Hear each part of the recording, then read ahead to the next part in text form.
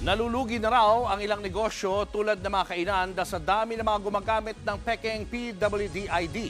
At para maiwasan yan, may inaayos na raw na Unified PWD ID system. Nasa frontline na balitang yan si Faith Del Mundo. Nagnenegosyo para kumita pero nalulugi pa ang coffee shop at restaurant ni Angela Ong. Nabibiktima kasi sila ng pekeng PWD ID na ginagamit ng ilan para makakuha ng 20% discount. Sa isang araw raw, umaabot sa 3,000 ang lugi. Meron na nga raw nagsarang resto si Ong dahil sa pagkalugi. Sobrang dami ng fake na mga ID. Pag inana ng account namin, talaga ang dami namin nakukuha mga talaga. Affected kami. Kasi syempre, nagbabayad din kami ng buwis. Ang kainang ito, nagpaskil na ng no to fake PWD IDs. Hindi rin sila tumatanggap ng soft copy ng ID. Malaki po talaga yung nawawala sa amin. Kasi yun nga po, minsan big group sila. Big group ng 5 or 10. Tapos after nila kumain, lahat sila may PWD ID.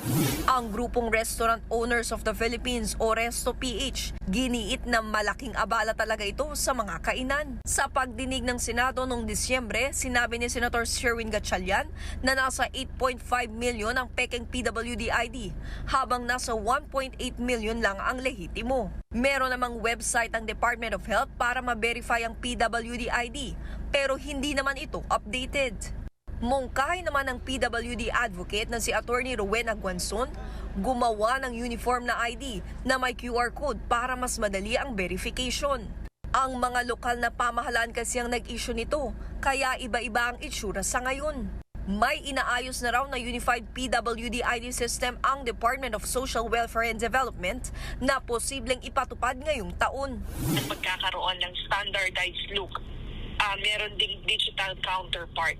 Para sa mga mahuhuling gumagamit ng pekeng PWD ID, posibleng pagmultahin ng hanggang 200,000 pesos at makulong ng hanggang 6 na taon. Nagbabalita mula sa Frontline, Faith Del Mundo, News 5. Mga kapatid, Julius Babaw po. Iba na ang may alam at may pakialam sa panahon ngayon. Para sa frontline ng mga balita, mag-follow at mag-subscribe sa social media pages ng News 5.